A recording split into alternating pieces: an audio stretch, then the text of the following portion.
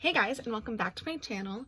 It is Thursday. That means there was a new episode of Riverdale on last night, and I am here to give you all my thoughts and what I think the rest of the season is going to turn out like, and I am so excited. When I tell you that this literally did not feel like I was watching an episode of Riverdale, that's exactly what it felt like. It was fresh, it was new, it was exciting. I liked relearning these characters, like seeing what they did over these 7 years and like how they grew.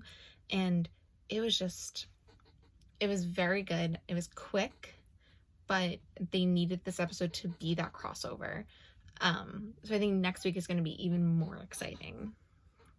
So we're going to start right at the top, and we had a very intense opening sequence of Archie at war.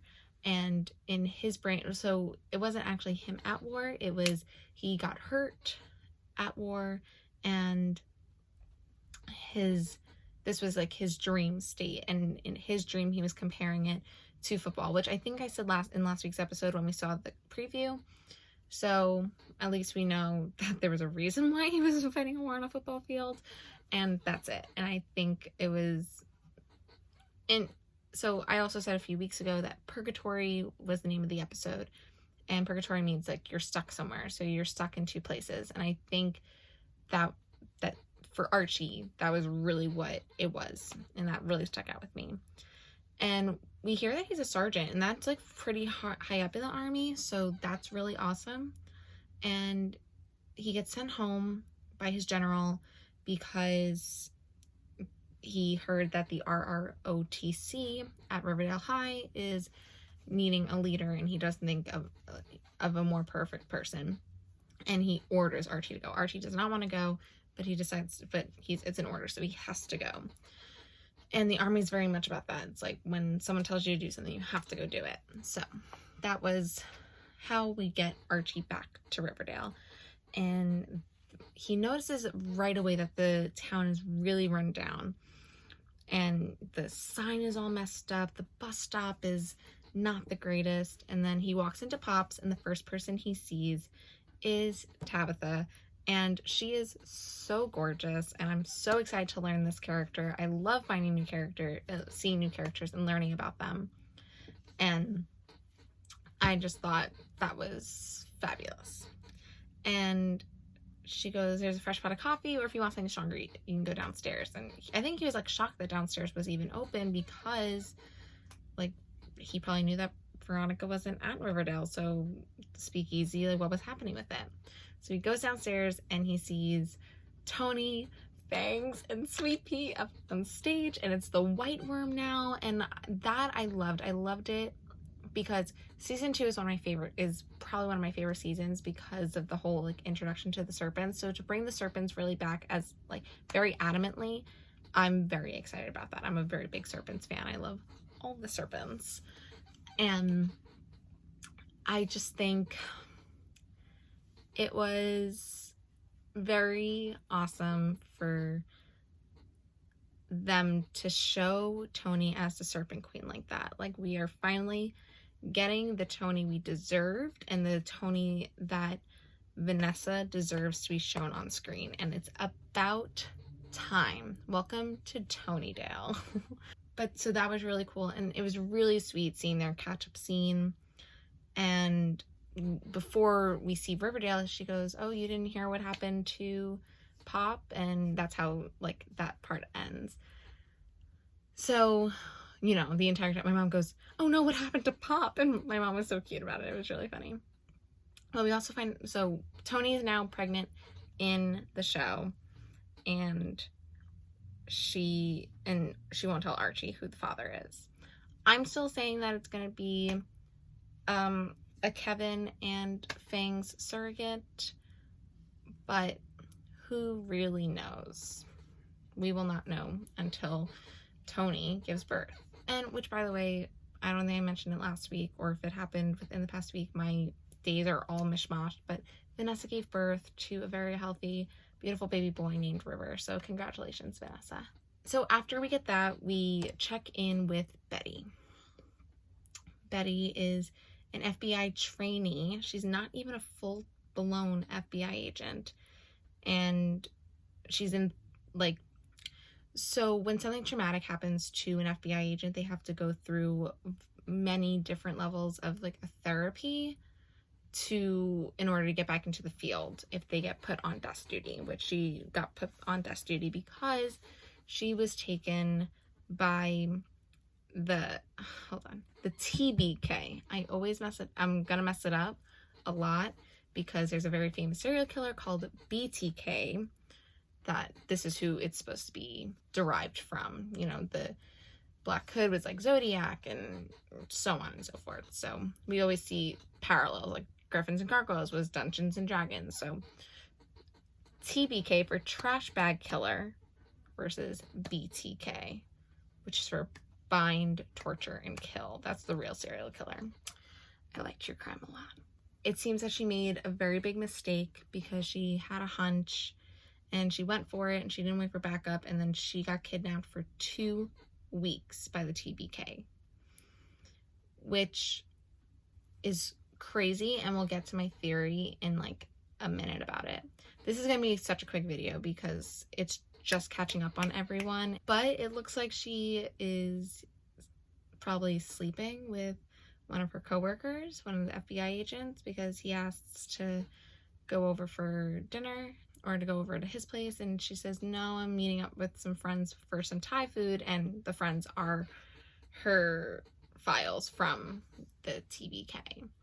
And then she has a really bad nightmare that he is there and there's like a body outside her door. And then she goes back to therapy and she says the same thing. And then she opens up a little bit about it. And she said the first therapy session, she says that she caught serial killers in high school, so it shouldn't be a problem. And the therapist is like, nothing like the TBK. And she goes, you'd be surprised. And it's true. They would be surprised because the Black Hood was crazy. And then she gets a call from Archie in her therapy session. And then we cut back to her and this guy. And she goes, I need to go back to Riverdale for something.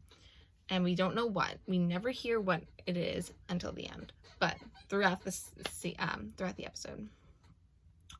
And he goes, well, that's okay. And then she goes, but I need you to look after my cat. She has a really cute cat.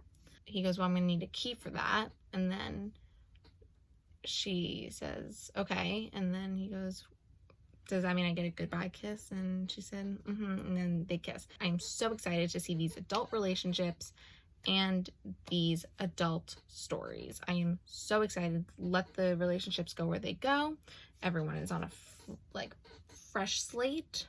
I am ready for this. That is Betty's story. Some people are catching some things that there might be something going on. And like at first, when she went to go, like he like grabbed her hand, she like looked down at it, and then like she didn't really want to kiss him.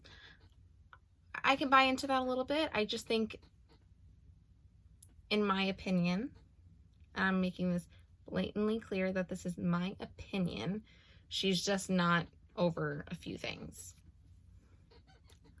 I will leave it at that because I don't need people like freaking out in the comments, because I've been getting freaked out in the comments for the past few videos about certain things, and I'm done explaining myself.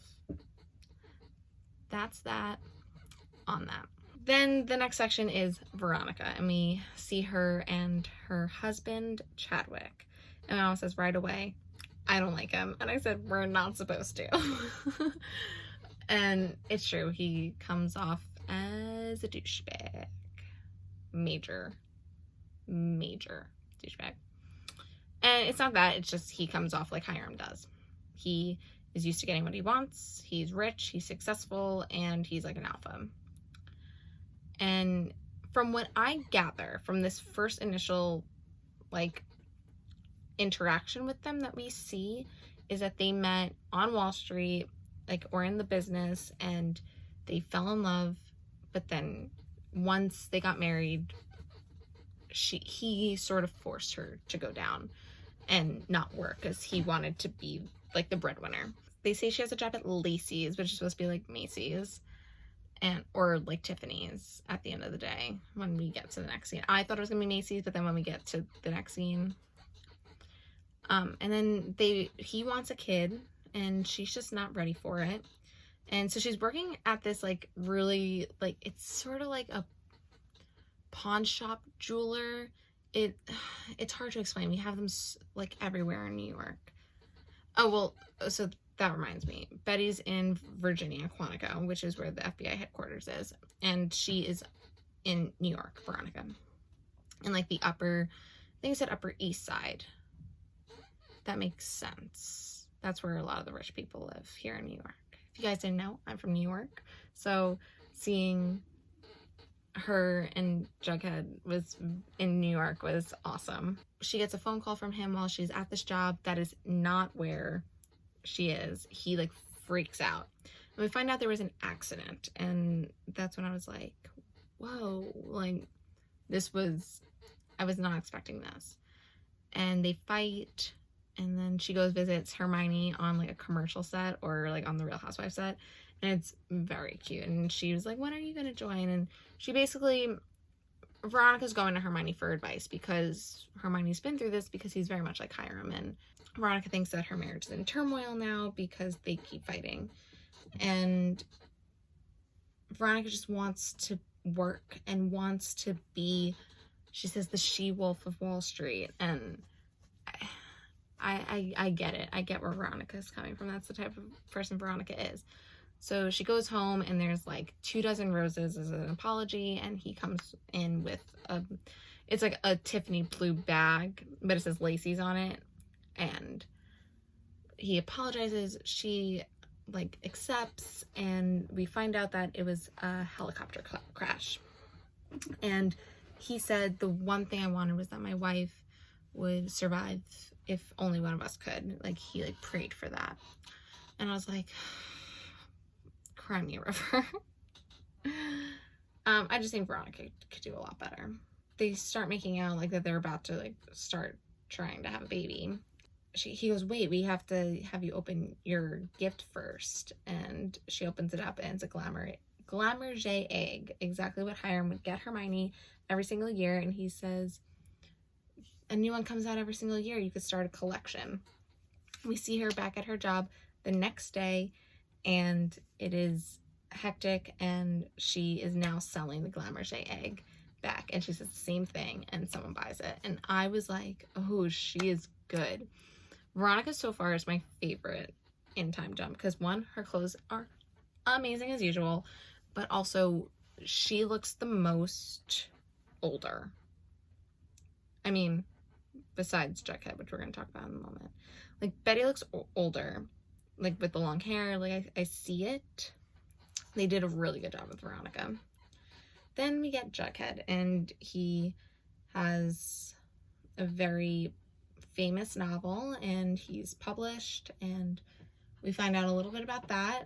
Jughead is the one that is still the most broken over everything that happened the years prior, in my opinion. He has writer's block. He can't write. He's living with this girl named Jessica, which we all knew was going to happen, and he has a meeting with his agent to try and, like, he wanted to get a journalist job at the New York Times, and he's just having really bad, writer's block. And when that happens, like, I'm sure it's the worst. I'm not a writer, so, but when I'm a dance teacher, when I have choreography block, it's awful. The agent is like, you need to write more. It needs to be good because you're a year too late from when people were just going to buy it because of your first book. And he goes, you also need to stop drinking. You drink too much. And he goes, Kerouac did, and Hemingway, and, he's listing all these authors that were drunks in their day. And I think that it hit with him. But then he shows up, there's an eviction notice on his door, so we know he's not doing well with money. And then his girlfriend, Jessica, is moving out and is essentially breaking up with him. He goes to the bar, and he meets this girl named Cora. And she's, like, sitting reading his book. And his book is called The Outlaw, which is a spin-off, The Outsiders, which he said. And the girl was like, but the love story between the Viper King and the Homecoming Queen was very, and he goes, romantic. And she goes, but also sexy. And they start making out and they sleep together. So the book cover is an anchor with a snake around it. And we know he has a tattoo on his chest, and he has another tattoo that I couldn't see. But we don't know what the tattoos are. So I'm like, okay. This is also getting very fan fiction-y, because in almost every fan fiction, whenever Betty and Jughead like break up and they get back together, Jughead is like covered in tattoos, and one of them has to do with Betty, always. And so basically he wrote this book about Betty and his relationship. So the next morning he's cleaning up his apartment because it's a mess. His apartment is a mess. And it says he lives in Alphabet City, which is like Lower East Side, but like really lower. It's avenues A, B, and C. They call Alphabet City. It's where the movie and musical Rent takes place, if anyone wanted to know that. Any other random knowledge about New York City I have for you. She walks out and she's wearing, and okay, so I'm going to break this down real quick. Jessica was brown hair, looked nothing like what we know Jughead to date. And this girl is blonde, and they're both so pretty. And she comes out wearing one of his S shirts, and he goes, "Where'd you find that?" And she goes, "In one of your drawers. Is that okay?" And he's like stunned. And he goes, "Yeah, it's no big deal." And you can tell, and I just want to be like, Jughead, it's a big deal, because probably the last person you saw wearing that shirt was Betty. And especially with it being blonde, like, you saw the parallel. So Cora has this ulterior motive, but as she's telling him about it, so Jughead is very successful with his first book. They call him a promising young writer. Like, he made it huge. However, he just couldn't write a second book, and now he has debt collectors banging down his door. And we find out that Cora's ulterior motive was to get him to read her book. She wrote a novel because she's a writing student at NYU. They talk about how she knew where he would be because of an article that was written about him in the Times. I think it was the Times, most likely. And then bang down the doors, there's debt collectors. He goes, "Look, I'll read your book if you just do me this one favor." He goes to hide, and she goes, and they go, "Where's Forsyth Jones?" And she goes, "Oh, he's not here. I'm just apartment sitting. Can I give him your number and he'll call you back?" And she goes, and they hand her a card, and she hands it back to him, and she goes, "I'll hear from you in a week about my book. If not, I know who I'm calling." So now she's like sort of blackmailing him to read her book, and if he likes it, like, give it to her his editor. So he sits down and he starts to read it, and he opens it to the first page, and Archie's name pops up, and we don't know if he answers. We find out at the end that he does. I forgot to mention that Archie called Betty, and Archie also called Veronica. Don't know, we didn't see Betty answer, but we saw Veronica answer. Then we're back in Riverdale, and we see Tony, Archie, Kevin, Fangs, and Sweet Pea sitting around a table at the White Worm, which used to be Le Bon Nuit, underneath Pops. We're gonna call it the White Worm now, so that way we know where we are. And they're all, having drinks, except for Tony, of course, because she's pregnant. Tony couldn't get a job as a social worker, which is what she majored in, so now she's the guidance counselor at Riverdale High. Kevin works at Riverdale High as the drama teacher. Him and Kangs, that's their ship name. Him and Fangs still are together, and they live together in an apartment. They actually survived the 7 years, so we're like, yes, a couple made it. Good job. So, round of applause. Sweet Pea's been helping run the Serpents with Tony, and Tony is Serpent Queen. We know all that. They're also truckers, They're running things, you know, across as serpents, like doing real business, which I think is awesome. They're like not just a biker gang. And then we find out about, and then Archie asks about Cheryl. And I think Cheryl's cracked a little bit. Just a little. There's something there. She still feels guilty for something that happened before she was born to Tony's family and ancestors, and she's painting like everything. Tony came to see her, and when she just got back from college, and she just wasn't ready to be with her, went back after, and like a few weeks prior to when this is all taking place, and she was having a conversation with Hiram. Hiram is trying to buy some of her maple groves, and Charles like, absolutely not. And we find out Reggie's also working for Hiram, so that's a little sus, as always. And then her and Tony talk. Tony's totally out to her family. They are very impressed with what Cheryl has done. And Cheryl explains like she thinks she's cursed because there was this other girl whose family made rifles and they all died because of that and by rifles. So she started to build a house, and that is why she's rebuilding Thornhill. But then there's something with these paintings, and she's painting Tony now. She has to paint her. And, you know, she told her that she's having a baby, and she said that my family is ready to accept us as a couple, but Cheryl's like, I'm not ready. So that was the last Tony ever heard from her, and she goes in a few weeks later. Her portrait came in the mail, and she has her portrait up in the White Worm. But we also see another scene with Cheryl where she, I guess, duplicated the Tony. I don't know if it's the original painting or she duplicated it. I don't know. And Nana Rose is like going off on it, like saying it's beautiful. Now maybe you can duplicate a Rembrandt.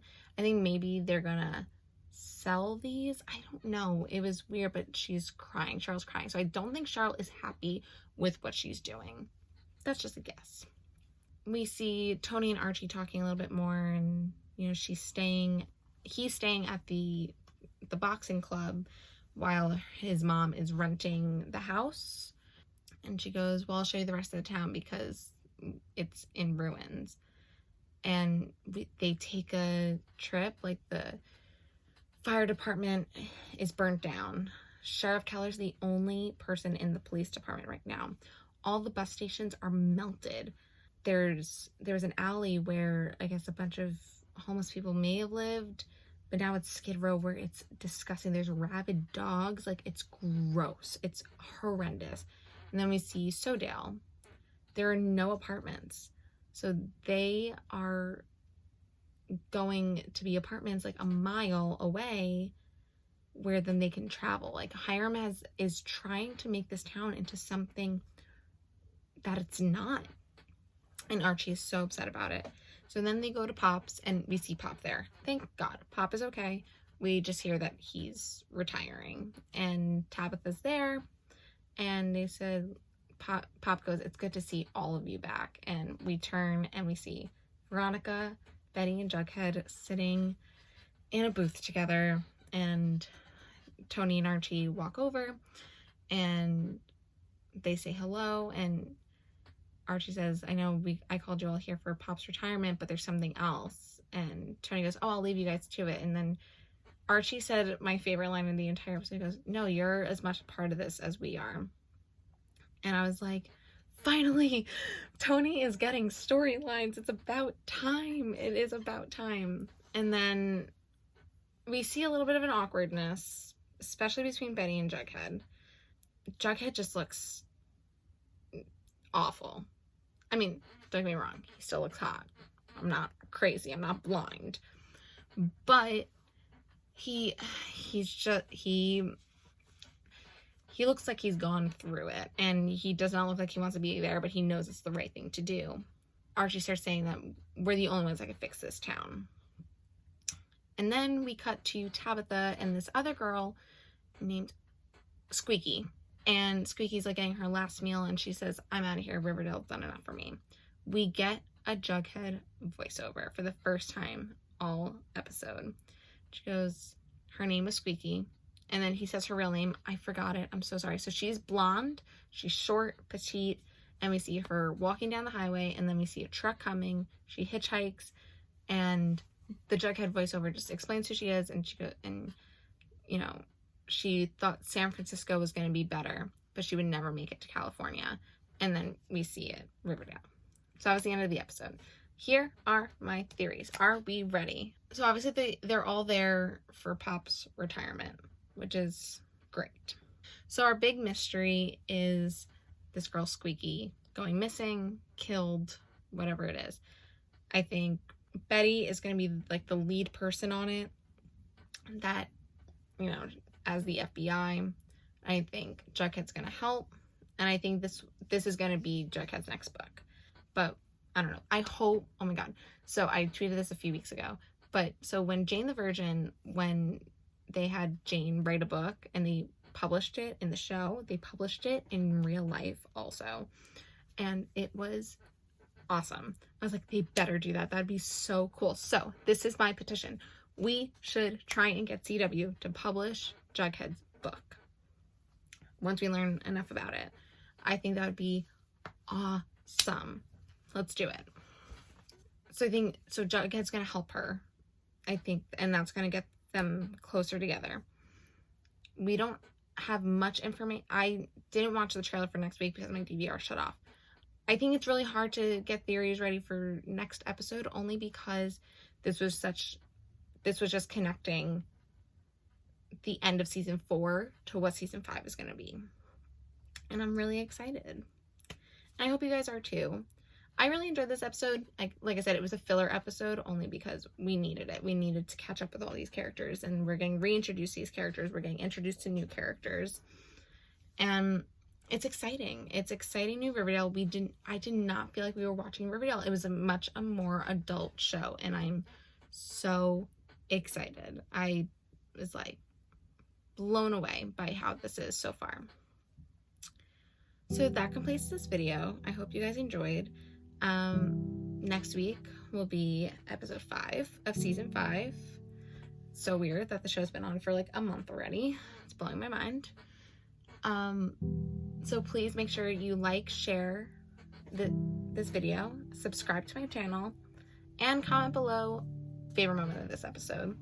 And which character do you think changed the most? Because they all changed, but who changed the most? And if you are a subscriber, you did see that this past Tuesday I posted a video of this new podcast I started, and it's called Mouse Tea, which is, for those who don't know, I was on the Disney College program about 6 years ago, and I am now I started a podcast with my roommate, and we were talking about all of our fun adventures in Disney. So if that's something you are interested in, please check it out. The podcast goes up every Monday, and I think the videos are going to do Tuesday. I haven't decided if that's going to be a thing. I'm so excited for that project as well, and I hope you guys all support it. I'll put all that information down in the description box below. Make sure you follow me on all the things. On Twitter, I'm at Catherine Rose, 2 T's, 2 E's at the end. And I have an Instagram with that same name, and I also have an Instagram called Stay Bird Reactions, where I post all of my Riverdale stuff. When a new video is up, some of my favorites posts that have been going on, and so much more. I have planned out even some videos for when we're on hiatus, and I am so excited about those. And I just can't wait for the rest of this season. It's going to be so good. And once again, this concludes this video. Like, comment, subscribe, do all the things on all the things, and don't forget to stay weird, Riverheads.